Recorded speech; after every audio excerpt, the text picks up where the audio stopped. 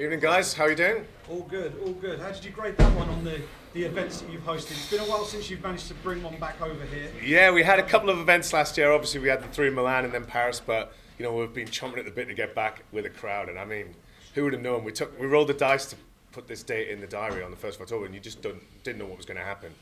Tickets went well, all the build-up was fantastic, and then I think the night was just incredible. If you look at that main card, started off with Tim and Eve, and they really set the tone, and great fight. And then Yannick and Luke, well, it was just unbelievable.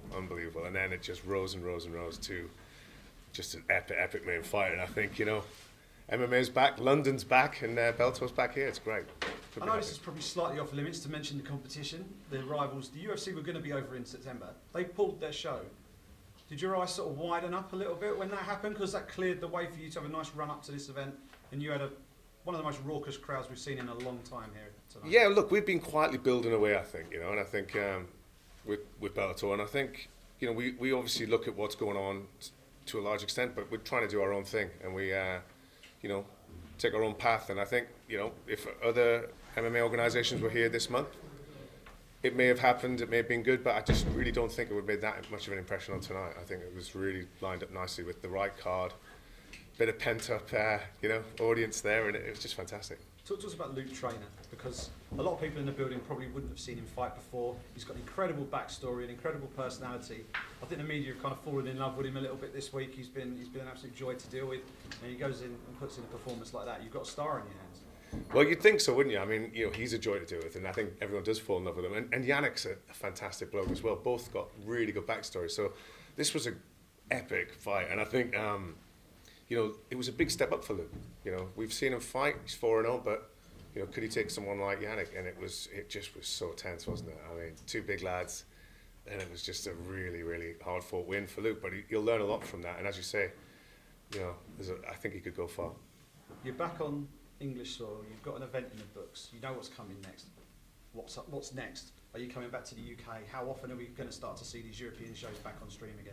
Well, our plan a couple of years ago. We had some really big plans for Europe, and obviously got derailed. But this year we've come back with 3 shows in 5 weeks. We've got this one, 23rd of October in Moscow, which is really exciting, first time in Russia, and then back to Dublin for the 5th of November, which will be the usual end of year party, I think, in Dublin, I'm hoping. And so that will see us through 21. But looking at 22, everyone wishes they had a crystal ball at the moment. But I think something like tonight's proven that Bellator works in Europe, certainly works in London, and I'm hoping for many more nights on this side of the Atlantic. Question from me, Roy TV David Cameron. This felt like a night for Britain. It felt like almost like a post. I know we're not out the back of COVID yet, but it felt like a bit of a post-COVID celebration. The music was banging, and the appeal to him, and he gets it done at the end.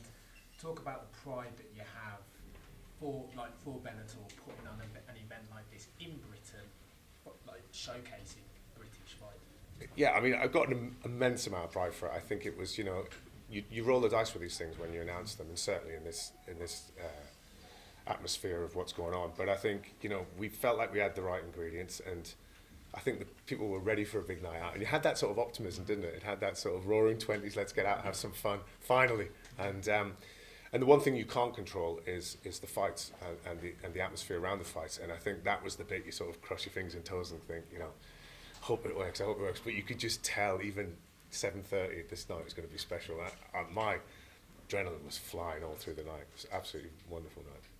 Do you regret that you didn't just call the main event as a 5-round fight at the beginning, or just change policy for this event? Well, I didn't regret it because it was never on the cards, and I think that's, maybe something we can look at in the future. But, it was never on the cards, so I think in hindsight you could look at it and say, would it have been interesting to see another couple of rounds? I know I would have liked to, but I think, that's the beauty of hindsight. It could have gone in 2, it could have gone in 1, so, you don't know. But, it looked like it was a classic matchup, and I would have seen another 10 rounds of that. Well, Paige says in here straight afterwards, the next fight he wants is Douglas Lima over 5 rounds. Yeah, and he didn't look like he'd been punched in the head too much, so he was fine. Yeah, exactly.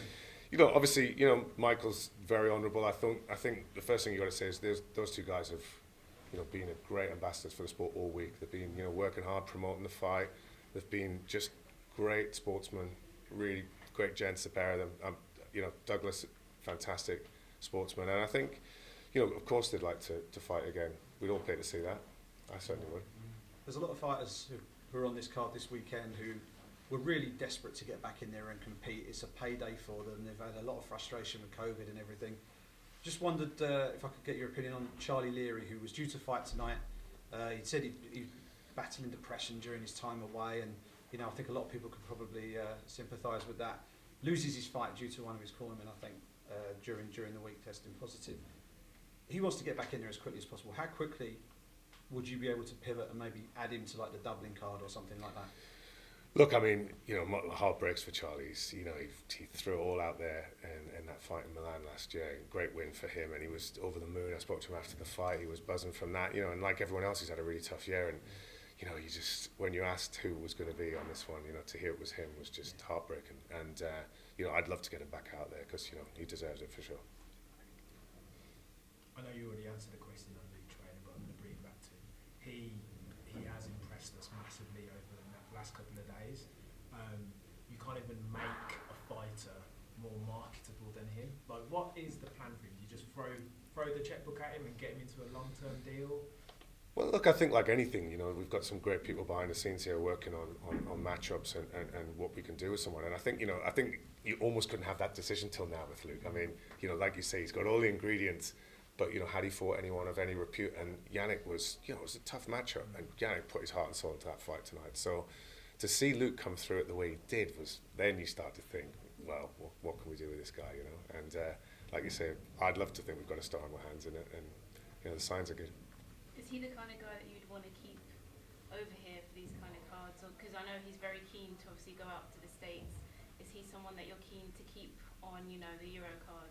Well, I get very selfish about my fighters, and I want to keep everyone over here. You know, I'm always texting Scott Coker, like, keep them over here, because you know, as you've seen tonight, it works. But, you know, the other good thing about Bellator and Bellator Europe over here is that, you know, the guys are fighting and getting recognised. Luke was on Showtime tonight in the US in that fight, you know, so they've got a platform to go out and fight the best in the world, and I think that's what we're trying to create here. So, you know, I'll have a little wrestle with the guys in the US, but, you know, I'd be happy to see him go over there and do his stuff as well, as long as we can get him back. The European series, or the European events, if you like, are largely built to help build the stars on this side of the pond. Has there ever been any serious discussion about instituting European titles, which would then give additional gravitas to your events, would help build specifically European fighters, which could then, when they transition across to America, do so with a belt over their shoulder and added kudos as they do so? Look, we've talked about that. I'm personally not a fan. I just think, for me, I think the great thing what Scott Coker's happy to do, which I don't think, you know, which you've got to give him a lot of credit for, is bringing big names over to the US and fighting them on our time zone, you know. And you've seen that time and time again since we started this whole thing in the last few years. Seeing someone like Doug Lima fight in London, I think that was a big thing. I think MVP, you know, a lot of people came to see MVP tonight, but MVP's fought here before. I think everyone really want to see MVP fight Doug Lima, and that's half the charm of what we can do here. So for me, the European belts has a feeling of second tier to me, which I don't think would be fair on the way the guys are fighting. So, you know, everything's open, but for now I think it's all about a level playing field and bringing the best in the world over here to fight.